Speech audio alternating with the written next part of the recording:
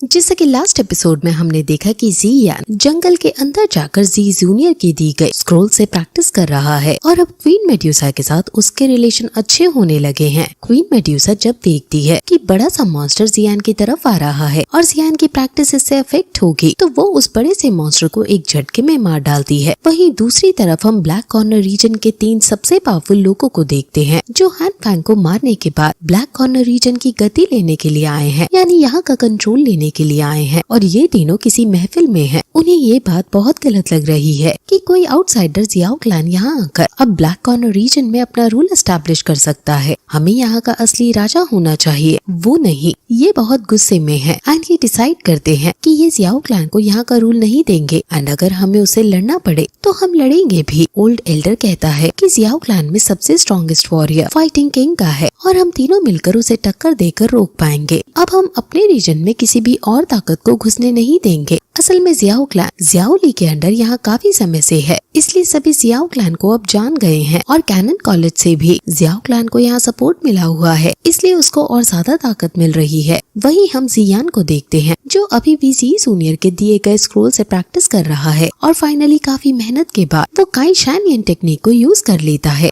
और इस अटैक से सामने वाली चट्टान पूरी तरह टूट जाती है। ये advance earth level fighting skill और इसकी पावर वेविंग रूलर जो उसका अटैक है इससे भी ज्यादा है। अब तभी उसके पास एक कबूतर उसके भाई जियाओली का संदेश लेकर आता है और उस संदेश को पढ़ने के तुरंत बाद वो काइलिन को चिल्ला चिल्ला कर बुलाने लगता है, जिससे क्वीन मेड्यूसा गुस्से में उसके आगे आ जाती है और कहती है कि चुप हो जाओ, क्यों चिल्ला रहे हो। ज़ियान कहता है कि हमें ब्लैक कॉर्नर रीजन में जाना होगा, जिस पर क्वीन मेड्यूसा कहती है कि तो जाओ, मैं तुम्हारी कोई बॉडीगार्ड नहीं जो तुम्हारे साथ डोलती रहूं। इस पर ज़ियान कहता है कि अगर मैं नहीं होऊंगा तो कोई तुम्हें सोल रिसरेक्शन पिल नहीं दे पाएगा। ये देखकर वो वहाँ से चला जाता है और क्वीन मेड्यूसा उसे जाते हुए देखने लगती है। वहीं दूसरी तरफ जियाओली अपने सेट के साथ इन 3 पावरफुल आदमियों से बात कर रहा है और कह रहा है कि अगर तुम जियाओ क्लैन से इस रीजन को वापस हासिल करने के लिए आए हो तो फिर तुम गलत जगह आए हो। मैं जियाओ क्लैन का लीडर नहीं हूँ और हमें लीडर के आने का वेट करना होगा। पावरफुल मैन जिसको मैं ओल्ड लायन कहूंगी वो कहता है कि आखिर तुम्हारी इस बकवास की अब हमें क्या जरूरत है, ये रीजन हमारा ही है और हम इस बारे में कोई डिस्कशन नहीं चाहते। ओल्ड एल्डर कहता है कि अगर तुम मरना नहीं चाहते तो यहाँ से चले जाओ। अब इनमें लड़ाई होने ही वाली होती है कि तभी वहाँ ज़ियान आ जाता है और कहता है कि हान फैंग इस रीजन को डिजर्व नहीं करता था और न तुम करते हो। वो लाइटनिंग स्ट्राइक का यूज करके तुरंत आगे आकर खड़ा हो जाता है, जिससे वो सभी डर जाते हैं और पोलाइटली पूछते हैं कि आखिर आप कौन हैं और अभी यहाँ क्यों आए हैं। हमारा कुछ इंटरनल मैटर चल रहा है तो आप क्योंकि आउटसाइडर हैं और हमारे यहाँ आए हैं, इसलिए थोड़ा क्या आप वेट कर सकते हैं। इस पर ज़ियान कहता है कि तुम जियाओ क्लैन से पंगा ले रहे हो और जियाओ क्लैन के लीडर ज़ियान को ही आउटसाइडर कह रहे हो। ये सुनकर सभी शॉक हो जाते हैं और उन्हें समझ आ जाता है कि यही ज़ियान है। एल्डर गर्ल कहती है कि तो वो तुम ही हो जिसने हान फैंग और फैन हाओ को मारा। इस पर ज़ियान कहता है कि हाँ, मारा मैंने उनको, लेकिन ये बात कोई प्राउड वाली बात नहीं है, वो तो बस मेरे हाथ चढ़ गए और मारे गए। उसका ये एटीट्यूड देखकर उन तीनों को गुस्सा आ जाता है और ओल्ड लायन कहता है कि बेशक तुमने हान फैंग और फैन हाओ को मारा था, लेकिन इसका ये मतलब नहीं कि अब हम तुम्हें ब्लैक कॉर्नर रीजन की कमान दे दें। ज़ियान कहता है कि तो तुम जियाओ क्लैन का कंट्रोल इसी एरिया से लेने आए हो। वो तीनों लड़ने की पोजीशन में आ जाते हैं और फिर तभी वहाँ ज़ियान के एक इशारे से क्वीन मेड्यूसा आती है और उसके अंदर से बहुत ज्यादा स्ट्रॉन्ग ऑरा निकल रहा है और उसको देखकर वो समझ जाते हैं कि ये दोजोंग लेवल पर है। जियाओली भी सोच में पड़ जाता है कि ये औरत तो वही है जो ज़ियान को मारने के पीछे पड़ी थी। आखिर ये यहाँ क्या कर रही है। ज़ियान अपने भाई को चिंता में आता दे उसको कहता है कि आप चिंता मत करो, सिचुएशन अंडर कंट्रोल है। वो सभी क्वीन मेड्यूसा को ज़ियान के साथ देखकर डर जाते हैं। क्वीन मेड्यूसा उनको गुस्से में देखती है और तीनों डरकर पीछे हट जाते हैं और कहते हैं कि अरे हम तो मजाक कर रहे थे, जो भी कुछ हुआ वो सब मिसअंडरस्टैंडिंग थी बस। हमसे अच्छा तो आप इस रीजन को कंट्रोल कर पाओगे और बेहतर होगा हमें आप जैसे ही रूलर मिले। अब क्योंकि इस रीजन को आप मिल गए हो तो हम अपनी कोई सेवा यहाँ नहीं दे पाएंगे, इसलिए हम चलते हैं। वापस जाकर हम आपके बारे में सबको बता देंगे कि आप रूलर हो और कोई हमारी जैसी गुस्ताखी भी ना करेगा कभी। आज जो भी हुआ बस आप उसे दिल पर ना लेना। अब ये तीनों डरकर यहाँ से जाने लगते हैं, लेकिन ज़ियान इन्हें रोकता है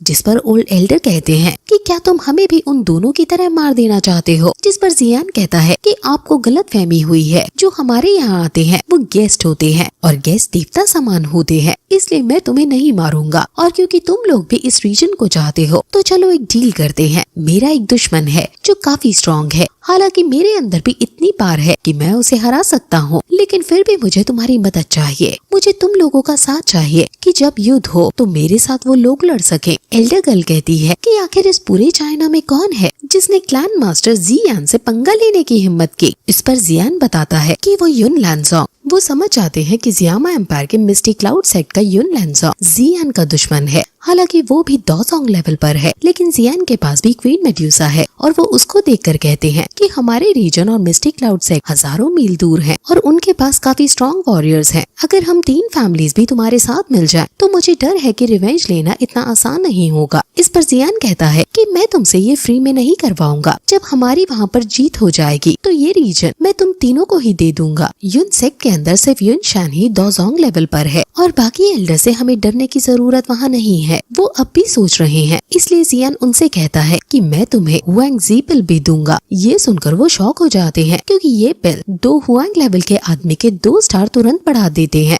वो पिल साथ ही साथ बोन्स और मेरिडियंस को भी रिफाइन करती है और उसकी बॉडी भी स्ट्रॉन्ग हो जाती है। ये 6 स्टार की हाई लेवल पिल है, लेकिन अभी भी उन्हें डाउट है कि आखिर जियान के पास ये पिल आएगी कहाँ से। जिस पर जियान कहता है कि वो इसे खुद बनाएगा और इसका प्रूफ देने के लिए वो उन्हें अपनी डिफरेंट फायर्स भी दिखाता है, जिससे उन्हें ये समझ आ जाता है कि ये बहुत बड़ा वॉरियर होने के साथ साथ बहुत बड़ा अल्केमिस्ट भी है। अब ये देखकर वो तीनों तुरंत हाँ कर देते हैं कि हम तुम्हारे साथ लड़ेंगे। अब जियान खुश हो जाता है और कुछ समय बाद हम क्वीन मेड्यूसा को देखते हैं जो छत पर बैठी थी और वहाँ अब जियान आता है। क्वीन मेड्यूसा का धन्यवाद कहता है क्योंकि अगर वो यहाँ ना होती तो वो इतनी आसानी से हार नहीं मानते। क्वीन मेड्यूसा कहती है कि जो चीज उन्हें तुम्हारी साइड होने पर मजबूर की वो थी तुम्हारी 6th ग्रेड का अल्केमिस्ट होना। मैंने तो बस उन्हें थोड़ा सा डराया ही।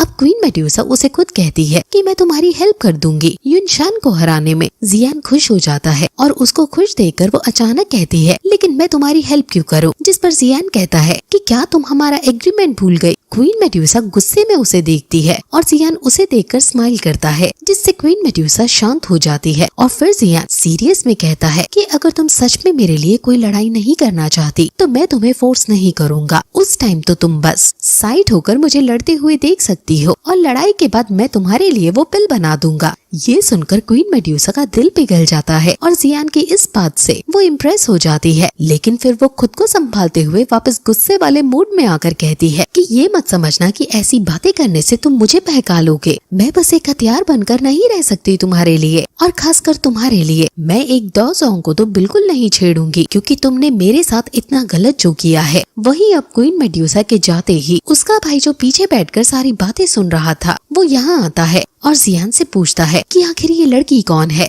जियान हंसकर कहता है कि आपको अब याद आई इसके बारे में पूछने की। जियान उसे बताता है कि ये क्वीन मेड्यूसा है। ये सुनकर वो हैरान हो जाता है और इस बात को वो सीक्रेट रखने को कहता है क्योंकि अगर ये बात फैल गई कि क्वीन मेड्यूसा जियान के साथ है तो जियान की तरफ अनवांटेड अटेंशन आ जाएगा, जिससे उसके दुश्मन और बढ़ जाएंगे। साथ ही साथ क्वीन मेड्यूसा की सेक्ट के लोग भी यहाँ आकर इसे ले जाएंगे। अब जियान कहता है कि मैं कुछ एलिक्सर्स बना रहा हूँ, क्या आप कुछ इंग्रेडिएंट्स मेरे लिए ला सकते हो। इस पर जियाओली उन इंग्रेडिएंट्स को पढ़ता है और कहता है कि मैंने इन हर्ब्स के बारे में पहले कभी नहीं सुना, लेकिन मैं इसको अरेंज करा दूंगा। तुम बस अपनी स्ट्रेंथ पर ध्यान दो, बाकी सब चीज मुझ पर छोड़ दो। वो उसे फिर हान फैंग के कुछ पिल्स दे देता है जिसे बेचकर वो पैसे इकट्ठा कर सकता है और इसका यूज करके ये सब हर्ब्स ला सकता है। उन दोनों को अपने बड़े भाई की भी याद आ रही है क्योंकि वो घायल है और इनसे दूर याफी के घर में है। अब जियान हान फैंग के कमरे में जाता है और वहाँ उसे कई सारी अच्छी हाई लेवल की महंगी पिल्स दिखती हैं और उनका यूज करके वो यहाँ अल्केमी परफॉर्म करने लगता है। वो अपनी नई फायर से अल्केमी परफॉर्म कर रहा है और फिर तभी वहाँ उसका भाई जियाओली आता है जो बहुत ज्यादा एक्साइटेड है क्योंकि इस रीजन में एलिक्सिस का ऑक्शन होने वाला है और वो वहाँ पर जाकर काफी सारे एलिक्सिस खरीदना चाह रहा है ताकि उनको बेचकर वो बहुत ज्यादा मुनाफा कर सके। लेकिन अभी एक दिक्कत है, ब्लैक लीग के लोग जिंदा बच गए हैं जिसे व्हाइट एंड गोल्ड वो ऑक्शन में आकर जरूर कोई दिक्कत देने की कोशिश करेंगे। हालांकि वो कैनन कॉलेज से डरते हैं लेकिन हमसे नहीं। जियान कहता है कि आप उनकी चिंता मत करो, उनको मैं संभाल लूंगा। अब फिर ये एपिसोड यहीं खत्म हो जाता है।